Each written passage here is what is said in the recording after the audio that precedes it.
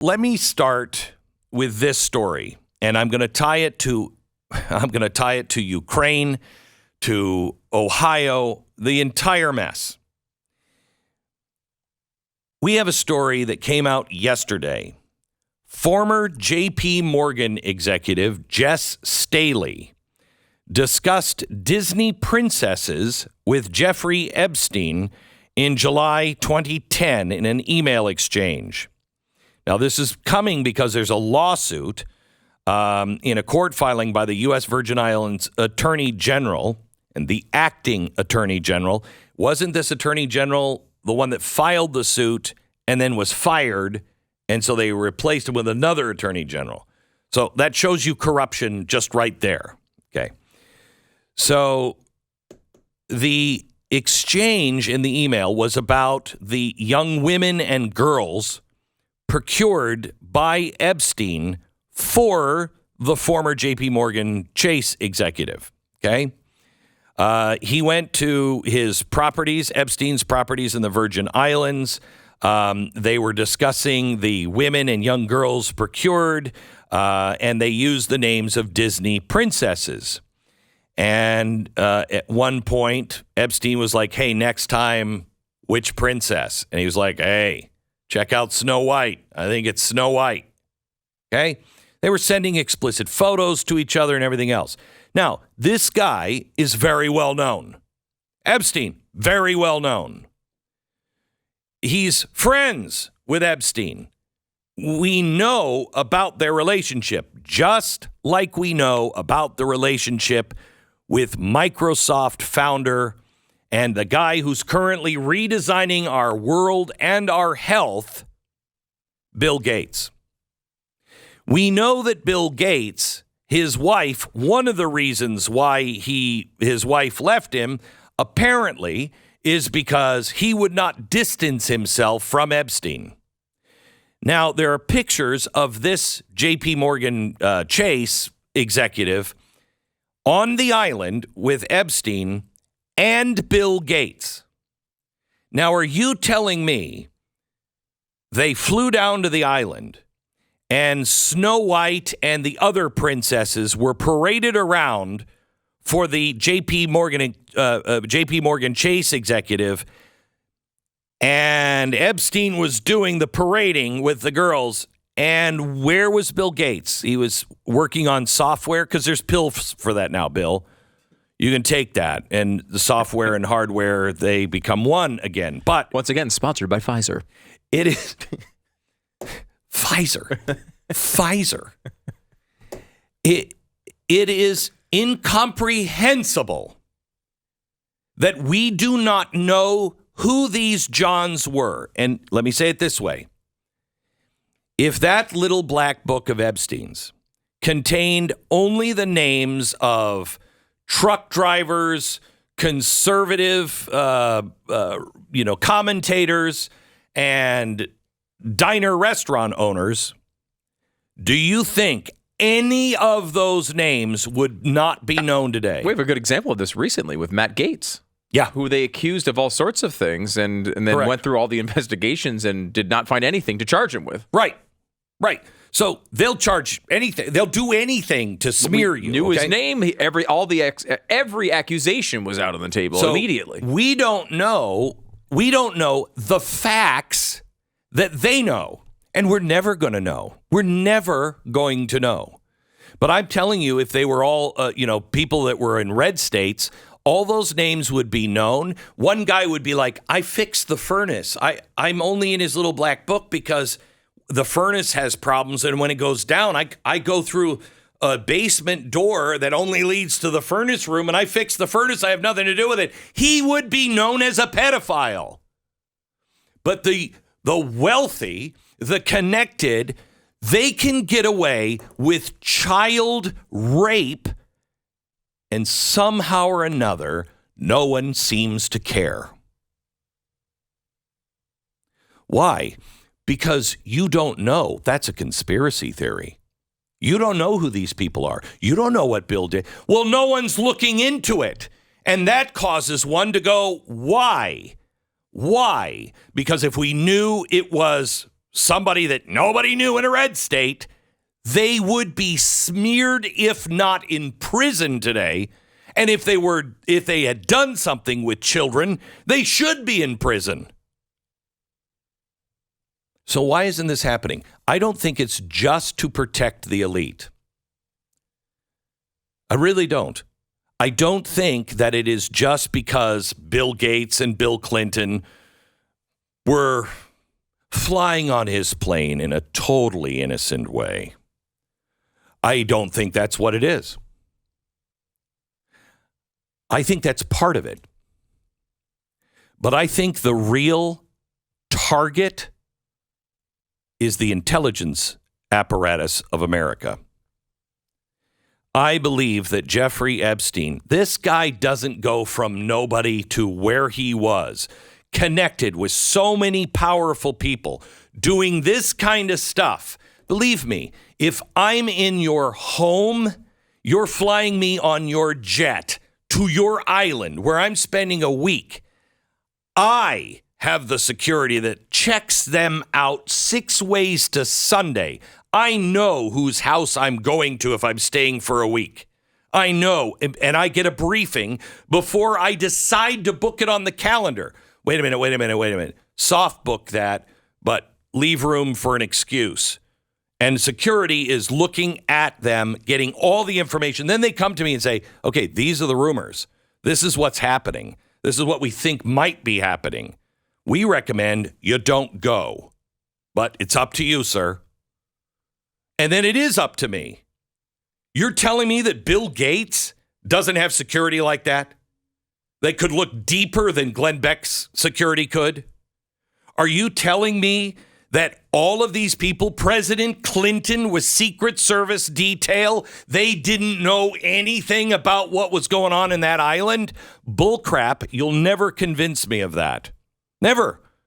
And I know because I live in that world, just on the edges of it, of having intel that the average person doesn't have. I don't have their clearance or their access to information. I barely have anything. Right, like if you're the pool guy who works on this island, you're going to be excused for potentially Correct. not knowing everything that was going on. Correct. You're Bill Gates. You're going to have a really good idea. You know, or at least you have been severely warned. And then when that person does go to jail the first time, you immediately go, okay, guys, you were right. I'm out. Right. Okay. So what is this Epstein thing? Who are they really protecting? Because I no longer believe that it is just the people like Clinton. I think they're protecting, I don't know, CIA, NSA. I think this guy was a government operative operating honey traps. And if you think that doesn't happen, that happens in the spy world all the time. All the time. That's how they get leverage over people. And I have experience with that as well. I have, thank God, been in a position to where this has happened, and thank God I was living the principles of what I truly believe. Otherwise, I would have been done. I would have been an enemy to this state.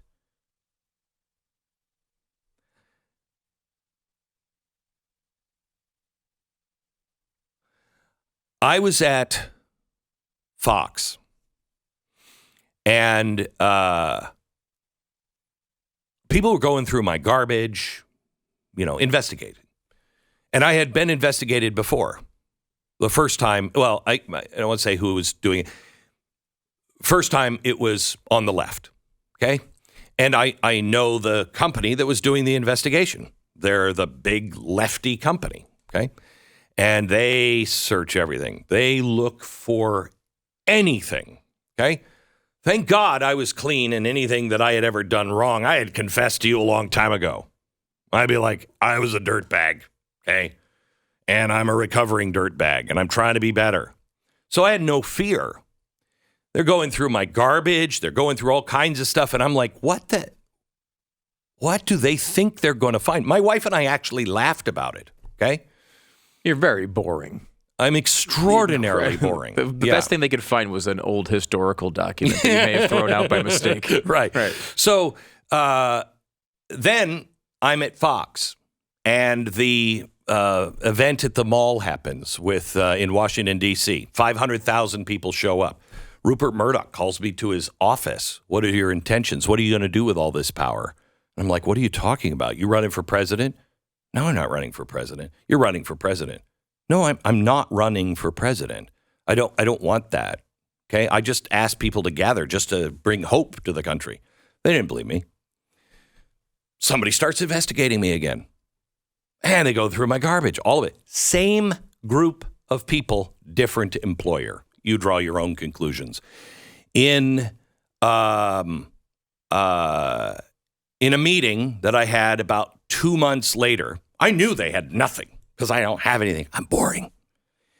And I sit down at a desk, and Roger Ailes pulls out a stack, at least a foot, a stack of papers and folders, and puts it. I come in and he said, we've got to have a serious talk. And I said, okay.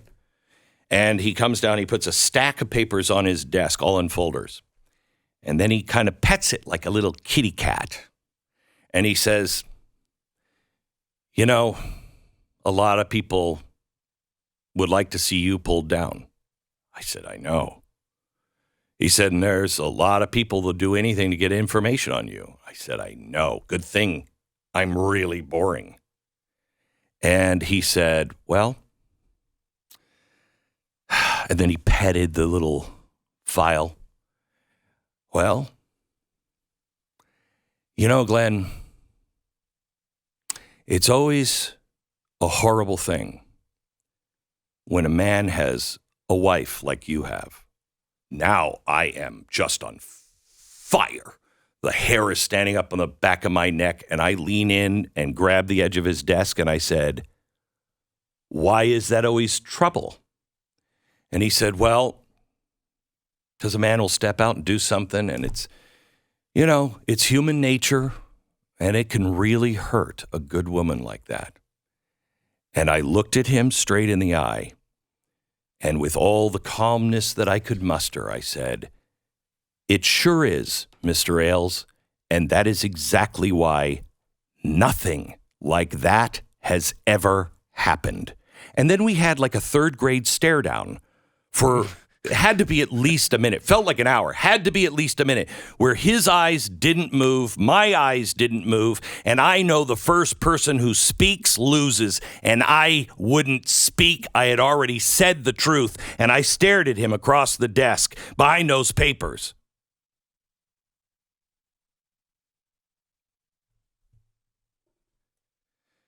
Yeah, I know. And he picked up the papers and put them down by the side of his desk. And he said, just be careful. I've lived in this world on the very edge. I'm not even into the cheese part of the cheesy crust part of the pizza. I'm at the very, very edge of the crust of living in that world. This is not being exposed because this guy most likely was an operative. And, that's a conspiracy theory. Yes, so was that the CIA knew about or were involved with Lee Harvey Oswald, which, gang, they kept saying was a conspiracy theory until this year. Did you hear that announcement? The CIA had Lee Harvey Oswald on their books. He was an operative. Now, that doesn't mean they killed him, but they were using him. They knew about him. He was current. It was not like, we used him 10 years ago. He was currently an operative. And they covered that up. What do you think these agencies were made for? To go get our enemies, but they're not being used to get our enemies anymore because the deep state defines who an enemy is now. It used to be an enemy was someone who would not protect and defend the Constitution and the Bill of Rights. That is no longer our enemy. it remains my enemy.